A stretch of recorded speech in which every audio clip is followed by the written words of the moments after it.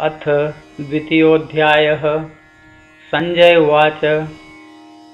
तं तथा कृपयाविष्टम् अश्रुपूर्णाकुले क्षणं विषीदन्तमिदं वाक्यम् उवाच मधुसूदन। श्रीभगवानुवाच।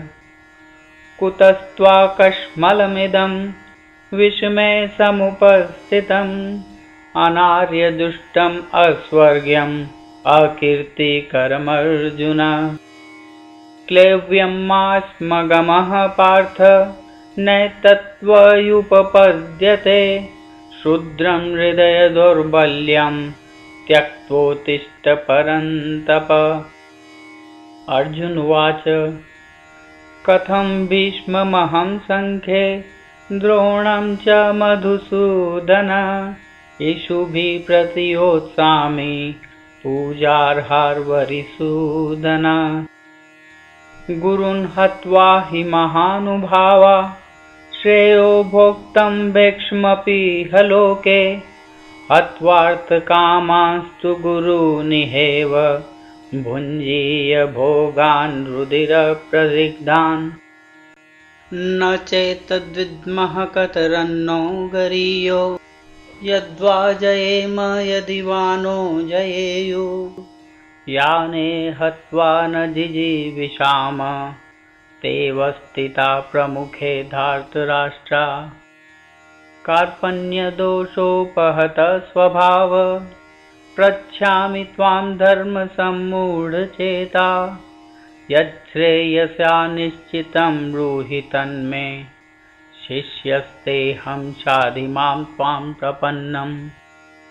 न हि प्रपश्यामि ममापनुद्यात् यच्चोकमुच्छोषणमिन्द्रियाणाम् अवाप्य भूमावसपत्नमध्यं राज्यं सुराणामपि चाधिपत्यम्। संजय उवाच। एवमुक्त्वा ऋषिकेशं गुणाकेश परन्तप न योत्स्येति गोविन्दम् उक्त्वा तूष्णीवभूवः। तमुवाच ऋषिकेशः प्रहसन्निव भारत सेनयोरुभयोर्मध्ये विषीदन्तमिदं वच। श्रीभगवानुवाच। अशोचानन्वशोचस्त्वं प्रज्ञावादांश्च भाषसे गतासून गतासूंश्च नानुशोचन्ति पण्डिता। न त्वेवाहं जातुनासं न त्वं नेमे जनाधिपा न चैव न भविष्याम सर्वे वयमतः परम्। देहिनोऽस्मिन् यथा देहे कौमारं यौवनं जरा तथा देहान्तरप्राप्ति धीरस्तत्र न मुह्यति। मात्रा स्पर्शास्तु कौन्तेय शीतोष्णसुखदुःखदा आगमापायिनो नित्या तांस्तितिक्षस्व भारत। यं हि न व्यथयन्त्येते पुरुषं पुरुषर्षभ सम्मदुःखसुखं धीरं सोमृतत्वाय कल्पते। नासतो विद्यते भावो नाभावो विद्यते सतः उभयोरपि द्रष्टोऽन्तः त्वनयोस्तत्त्वदर्शिभिः। अविनाशी तु तद्विद्धि येन सर्वमिदं ततं विनाशम् अव्ययस्यास्य न कश्चित् कर्तुमर्हति।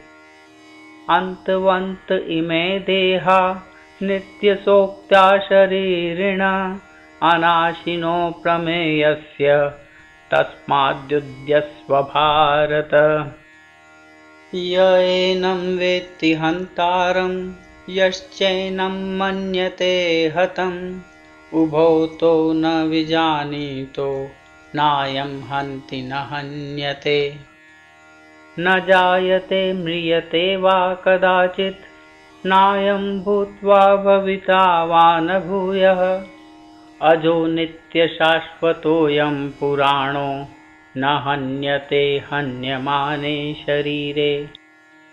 वेदा अविनाशिनं नित्यं य एनम् अजमव्ययम् कथं स पुरुषः पार्थ कं घातयति हन्तिकम्। वासांसि जीर्णानि यथा विहाय नवानि गृह्णाति नरोपराणि तथा शरीराणि विहाय जीर्णानि अन्यानि संयाति नवानि देहि। नैनं छिन्दन्ति शस्त्राणि नैनं दहति पावकः न चैनं क्लेदयन्त्यापो न शोषयति मारुतः। अच्छेद्योऽयमध्याह्योऽयम् अक्लेद्यो शोष्य एव च नित्यसर्वगतस्थाणु अचलोऽयं सनातनः। अव्यक्तोऽयमचिन्त्योऽयम् अविकार्योऽयमुच्यते तस्मादेवं विदित्वेनं नानुशोचितुमर्हसि। अथ चैनं नित्यजातं नित्यं वा मन्यसे मृतं तथापि त्वं महाबाहो नैवं शोचितुमर्हसि। जातस्य हि ध्रुवो मृत्युः ध्रुवं जन्म मृतस्य च तस्मादपरिहार्येथे न त्वं शोचितुमर्हसि। अव्यक्तादीनि भूतानि व्यक्तमध्यानि भारत अव्यक्तनिधनान्येव तत्र का परिदेवना। आश्चर्यवत् पश्यति कश्चिदेनम् आश्चर्यवद्वदति तथैव चान्यः आश्चर्यवचेनमन्यः शृणोति श्रुत्वाप्येनं वेद न चैव कश्चित्। देहि नित्यम् अवध्योऽयं देहे सर्वस्य भारत तस्मात् सर्वाणि भूतानि न त्वं शोचितुमर्हसि। स्वधर्ममपि चावेक्ष्य न विकम्पितुमर्हसि धर्म्याद्धियुद्धात् श्रेयो अन्यच्छत्रियस्य न विद्यते। यदृच्छया चोपपन्नं स्वर्गद्वारम् अपावृतं सुखिनः क्षत्रिया पार्थ लभन्ते युद्धमीदृशम्। अथ चेत्त्वमिमं धर्म्यं सङ्ग्रामं न करिष्यसि ततः स्वधर्मं कीर्तिं च हित्वा पापमवाप्स्यसि। अकीर्तिं चापि भूतानि कथयिष्यन्ति ते व्ययां सम्भावी तस्य चाकीर्तिर्मरणादतिरिच्यते। भयात्रणात् उपरतं मन्स्यन्ते त्वां महारथा येषां च त्वं बहुमतो भूत्वा यास्यसि लाघवम्। अवाच्य वादांश्च बहून् वदिष्यन्ति तवाहिता निन्दन्तस्तव सामर्थ्यं ततो दुःखतरं नु किम्। हतो वा प्राप्स्यसि स्वर्गं जित्वा वा भोक्ष्यसे महीम् तस्मात् उत्तिष्ठ कौन्तेय युद्धाय कृतनिश्चयः। सुखदुःखे समे कृत्वा लाभालाभो जयाजयो ततो युद्धाय युज्यस्व नैवं पापम् अवाप्स्यसि। एषा ते विहिता सांख्ये बुद्धिर्योगे त्विमां शृणु बुद्ध्या युक्तो यया पार्थ कर्मबन्धं प्रहास्यसि। नेहाभिक्रमनाशोऽस्ति प्रत्यवायो न विद्यते स्वल्पमप्यस्य धर्मस्य त्रायते महतो भयात्। व्यवसायात्मिका बुद्धि एकेह कुरु नन्दन बहुशाखाहनन्ताश्च बुद्धयो व्यवसायिनां यामिमां पुष्पितां वाचं प्रवदन्त्यविपश्चितः वेदवादरताः पार्थ नान्यदस्तीति वादिनः कामात्मानः स्वर्गपरा जन्मकर्मफलप्रदां क्रियाविशेषबहुलां भोगैश्वर्यगतिं प्रति भोगैश्वर्यप्रसक्तानां तया परतचेतसां व्यवसायात्मिका बुद्धिः समाधो न विधीयते त्रैगुण्या विषया वेदा निस्त्रैगुण्यो भवार्जुन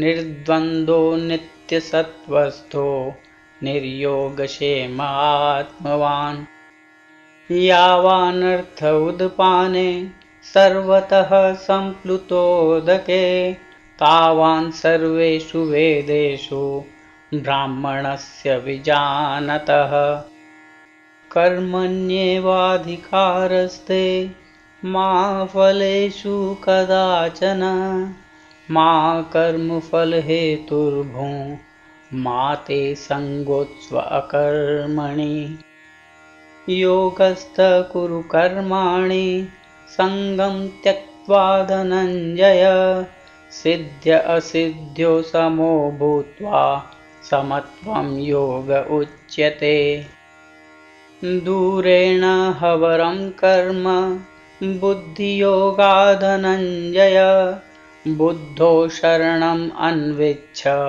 कृपणः फलहेतवः बुद्धियुक्तो जहातीह उभे सुकृतदुष्कृते तस्माद्योगाय युज्यस्व योगकर्मसु कौशलम् कर्मजं बुद्धियुक्ता हि फलं त्यक्त्वा मनीषिणः जन्मबन्धविनिर्मुक्ता पदं गच्छन्त्यनामयम् यदा ते मोहकलिलं बुद्धिर्व्यतितरिष्यति तदा गन्तासि निर्वेदं श्रोतव्यस्य श्रुतस्य च श्रुति विप्रतिपन्ना ते यदा स्यास्यति निश्चला समाधावचला बुद्धि तदा योगम् अवाप्स्यसि अर्जुन उवाच स्थितप्रज्ञस्य का भाषा समाधिस्तस्य केशव स्थितधि किं प्रभाषेत किमासीत व्रजेत किम् श्रीभगवानुवाच प्रजहाति यदा कामान् सर्वान् पार्थमनोगतान् आत्मन्येवात्मना तुष्टः स्थितप्रज्ञस्तद्योच्यते दुःखेष्व अनुद्विग्नमना सुखेषु विगतस्पृहः वीतरागभयक्रोधः स्थितधीर्मुनिरुच्यते यः सर्वत्रानभिस्नेहः तत्प्राप्य शुभाशुभं न अभिनन्दति न द्वेष्टि तस्य प्रज्ञा प्रतिष्ठिता यदा संहरते चायं कूर्मोऽङ्गानीव सर्वशः इन्द्रियाणि इन्द्रियार्थेभ्यः तस्य प्रज्ञा प्रतिष्ठिता विषया विनिवर्तन्ते निराहारस्य देहिनः रसवर्जं रसोऽप्यस्य परं दृष्ट्वा निवर्तते यततो यपि कौन्तेय पुरुषस्य विपश्चितः इन्द्रियाणि प्रमाथीनि हरन्ति प्रसभं मनः तानि सर्वाणि संयम्य युक्त आसीत मत्परः वशे यस्य इन्द्रियाणि तस्य प्रज्ञा प्रतिष्ठिता ध्यायतो विषयान् पुंसः सङ्गस्तेषुपजायते सङ्गात् सञ्जायते कामः कामात् क्रोधोऽभिजायते। क्रोधात् भवति सम्मोहः, सम्मोहात् स्मृतिविभ्रमः, स्मृतिभ्रंशात् बुद्धिनाशो, बुद्धिनाशात् प्रणश्यति। रागद्वेषवियुक्तेस्तु विषयानिन्द्रियैश्चरन्, आत्मवश्यैर्विधेयात्मा प्रसादमधिगच्छति। प्रसादे सर्वदुःखानां हानिरस्योपजायते, प्रसन्नचेतसो यासु बुद्धिपर्यवतिष्ठते। नास्ति बुद्धिर्युक्तस्य न चायुक्तस्य भावना, न चाभावयतः शान्ति, अशान्तस्य कुतः सुखम्।